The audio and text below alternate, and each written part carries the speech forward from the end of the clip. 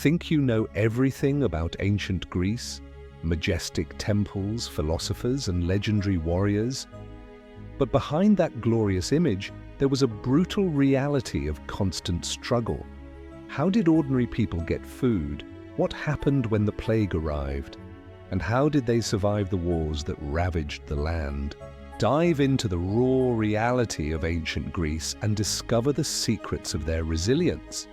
If you're fascinated by untold stories from history, hit that subscribe button now and join our journey through time.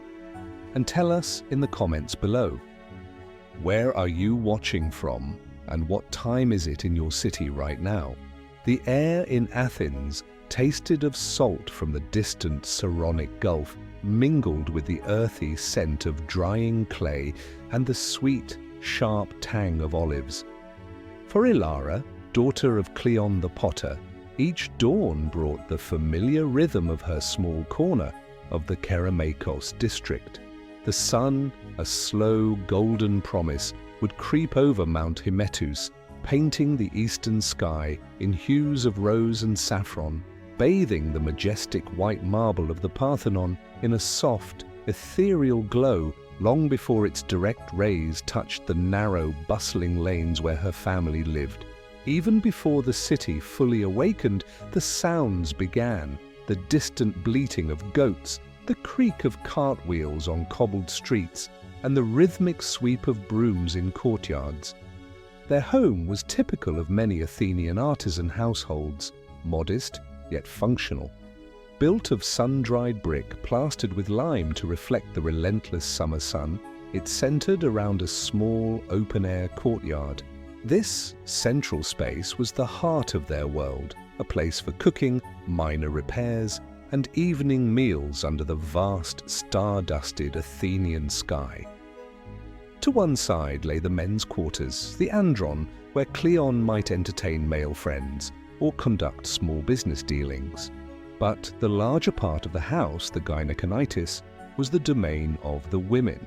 Here, Elara, her mother Lysandra, and her elder sister Thalia, who was soon to be married, spent most of their days. Elara's day began not with the rising sun, but by the first flicker of oil lamps, their soft light casting long dancing shadows on the plastered walls.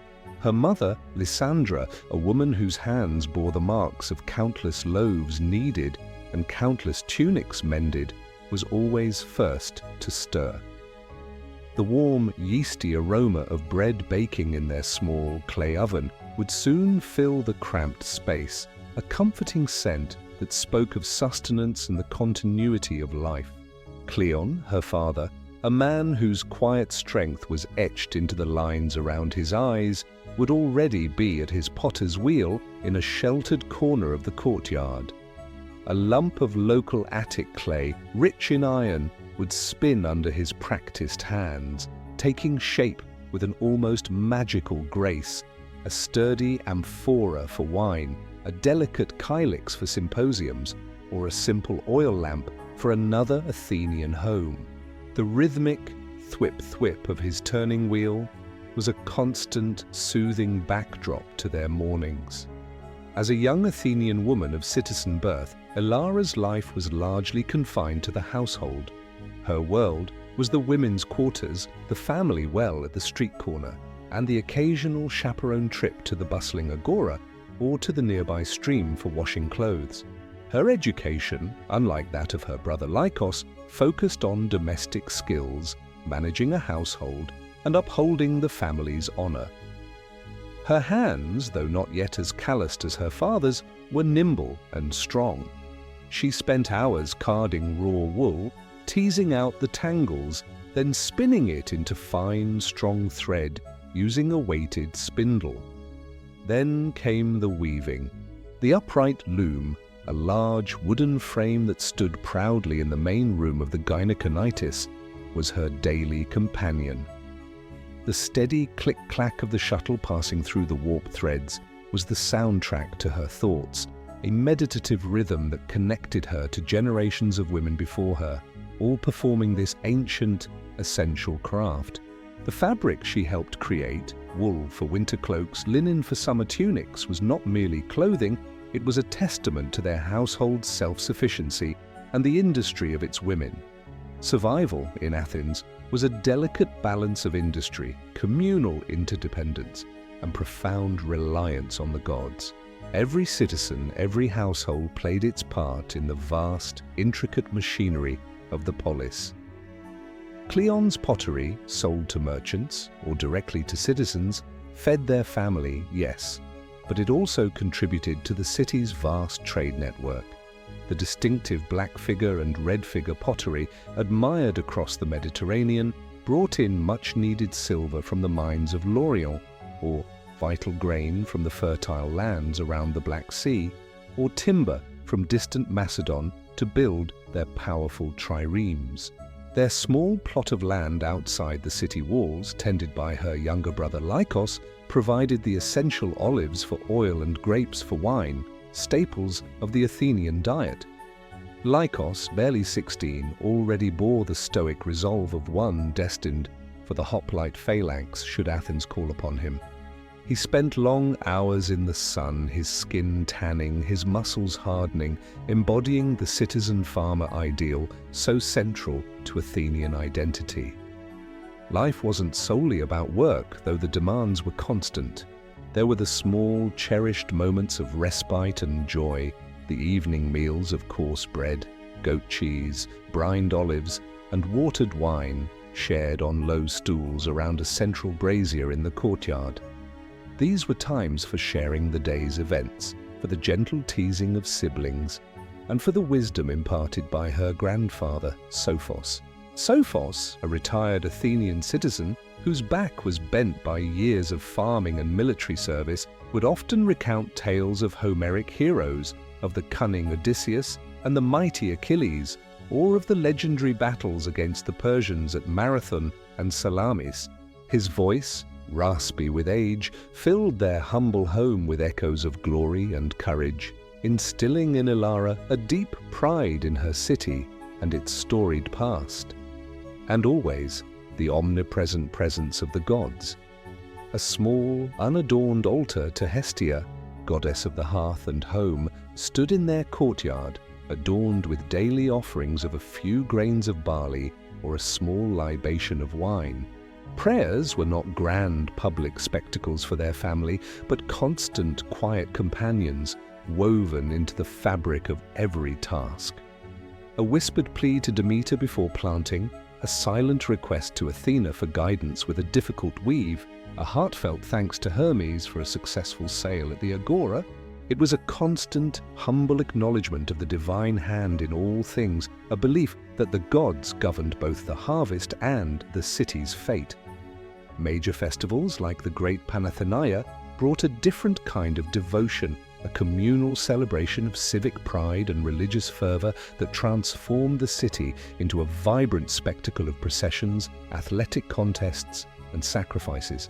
Elara often watched from afar, captivated by the throngs of people, the scent of incense, and the distant sounds of music and chanting, a stark contrast to the quiet solemnity of their household rituals.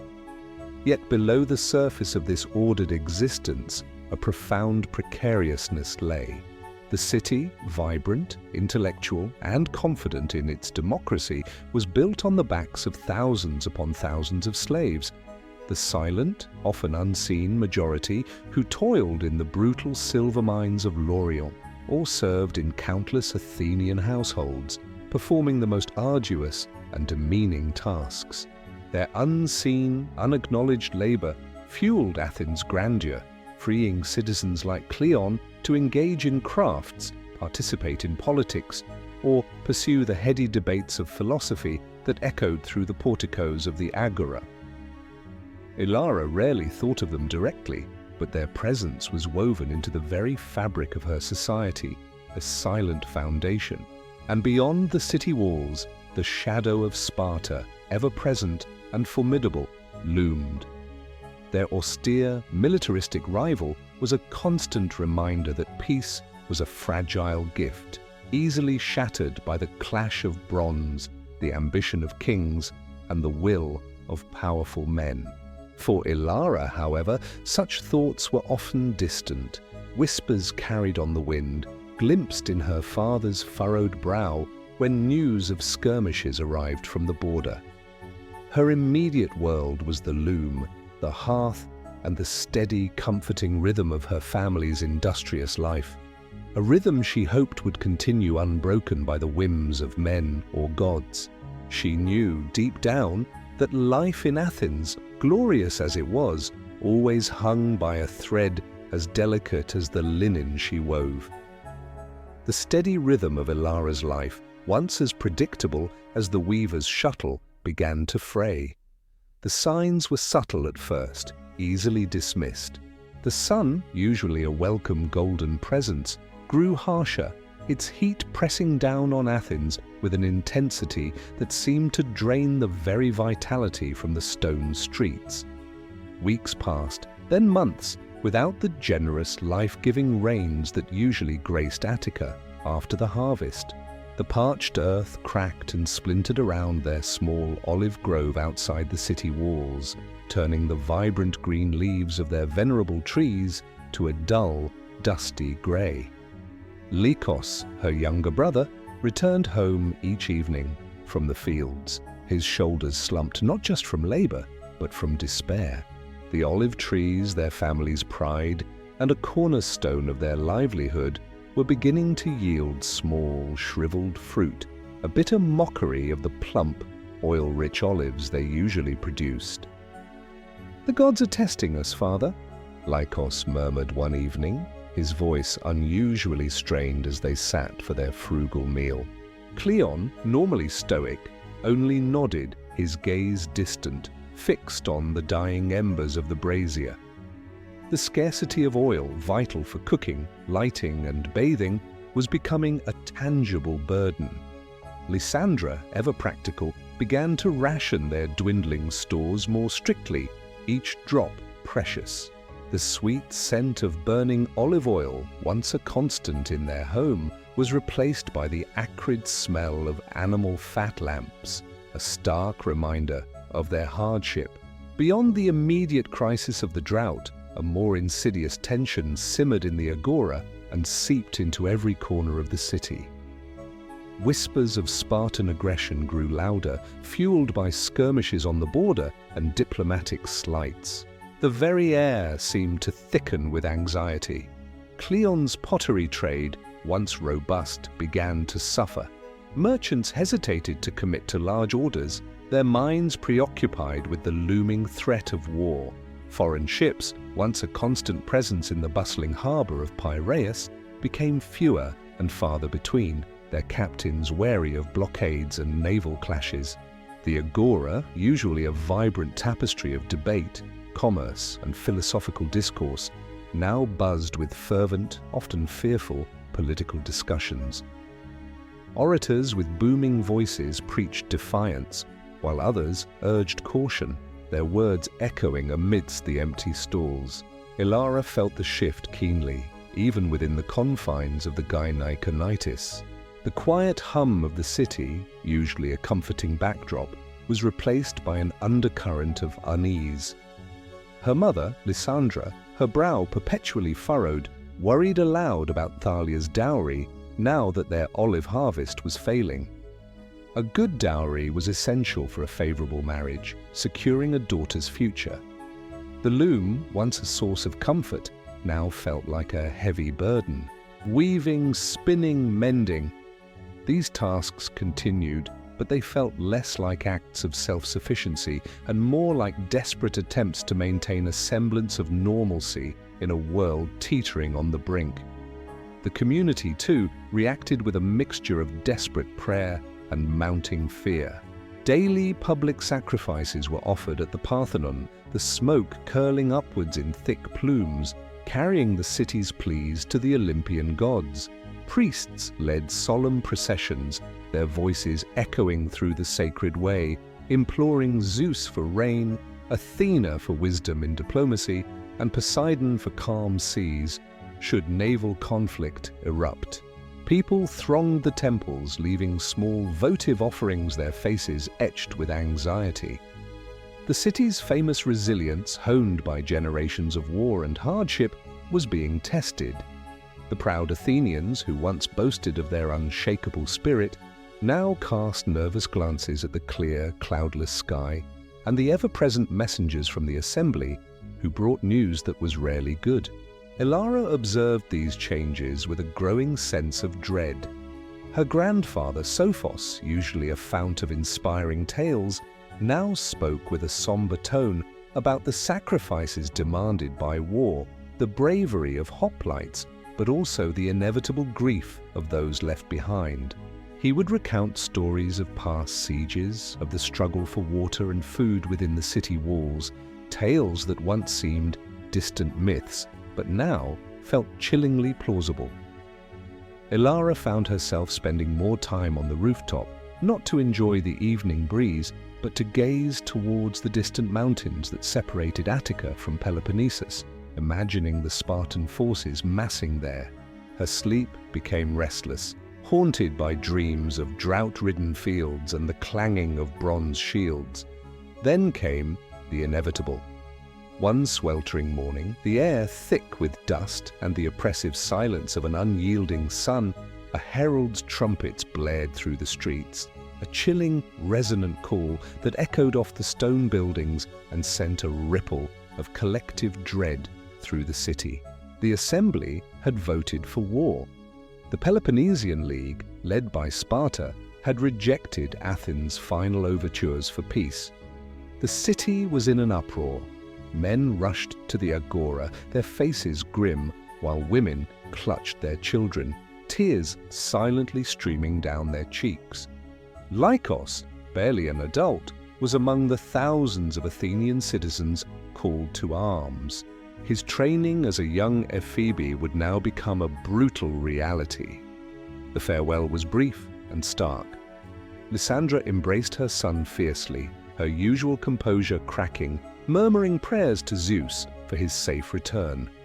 Kleon, his hand firm on Lykos' shoulder, offered quiet words of advice about staying in formation and trusting his shield mate.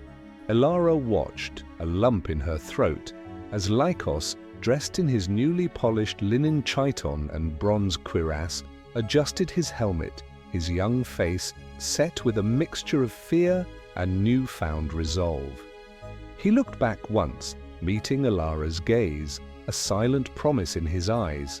Then he was gone, swallowed by the stream of men marching towards the city gates, their spears glinting ominously in the harsh sunlight. The departure of Lykos left a gaping hole in their household, not just in their hearts, but in the labor that sustained them. The drought worsened. The wells in the Kerameikos district began to run dry, forcing women and slaves to walk further, often to congested public fountains where arguments over scarce water were common. The fear of invasion became a palpable presence. Athenian generals, led by the charismatic Pericles, urged citizens to abandon their outlying farms and retreat within the mighty long walls that connected Athens to its port, Piraeus.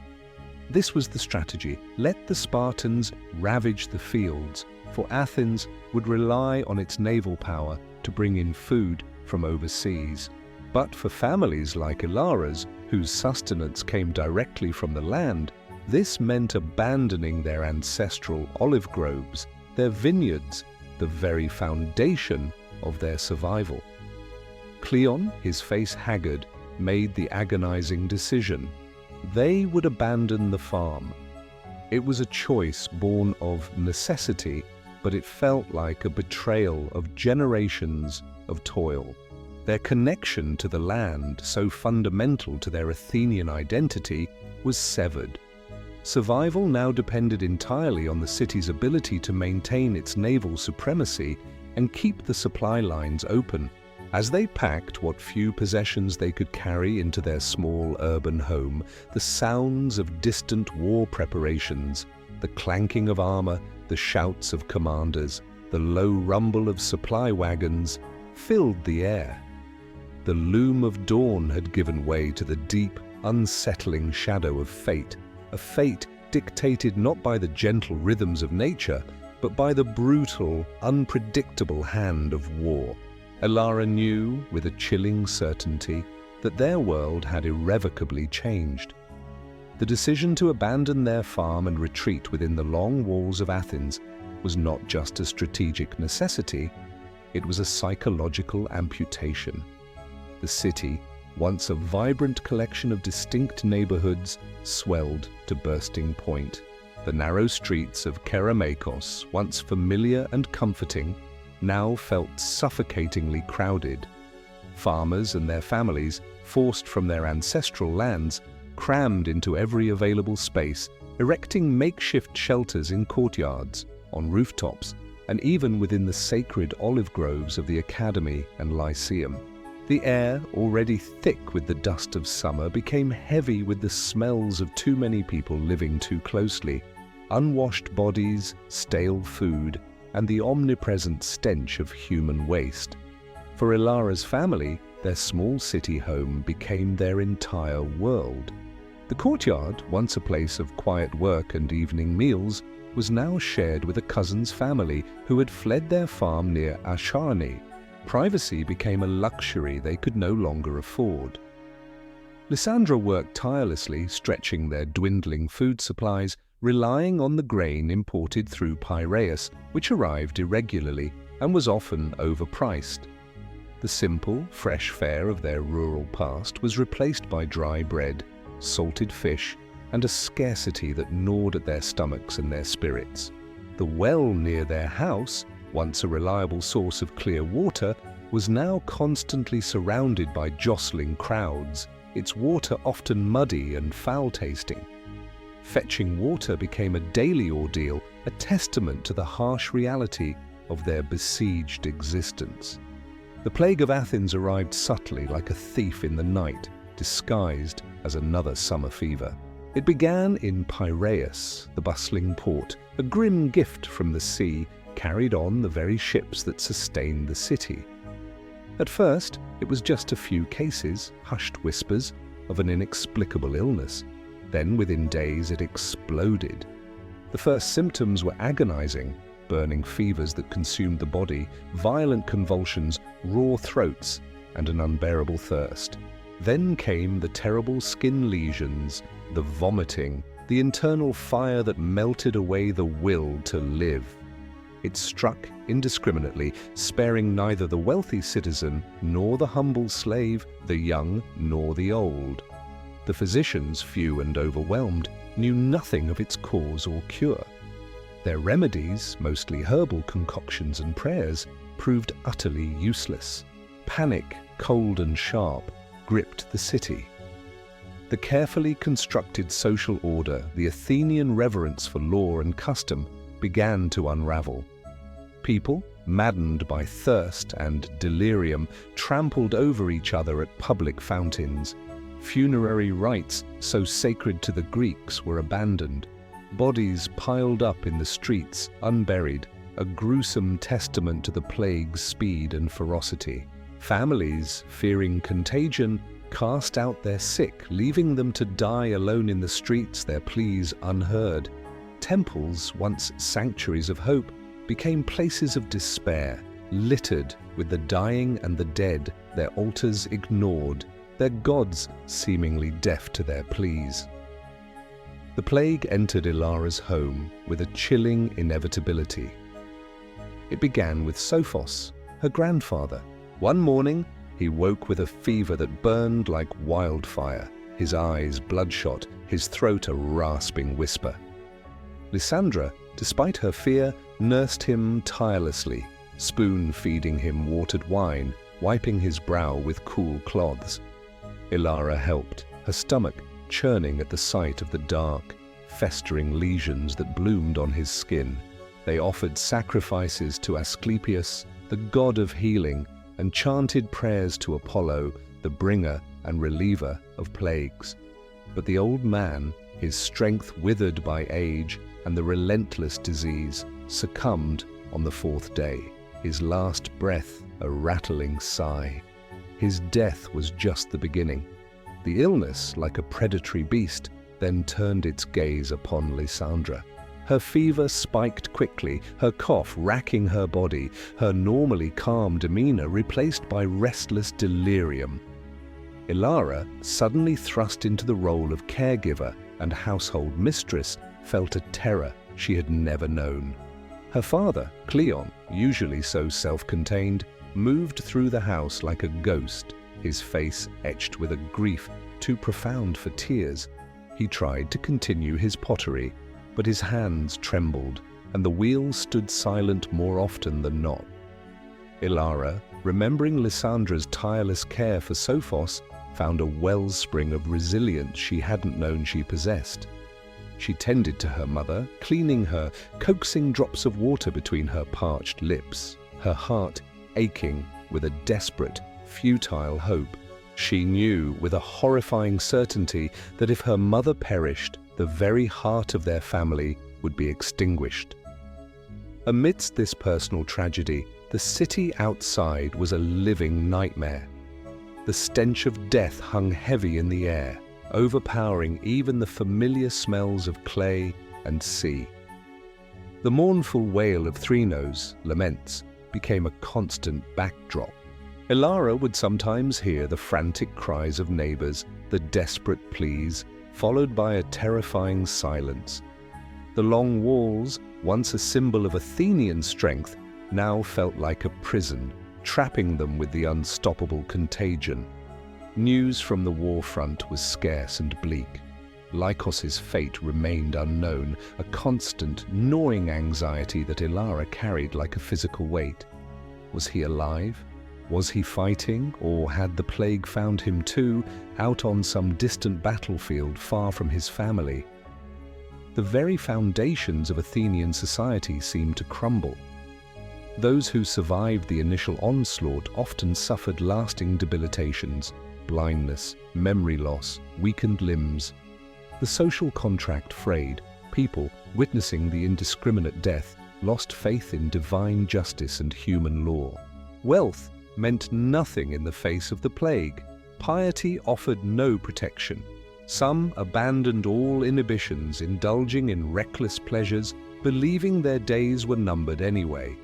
Others, driven by a profound sense of civic duty or simply a desperate need to help, rose to the occasion, caring for the sick, burying the dead, maintaining some semblance of order.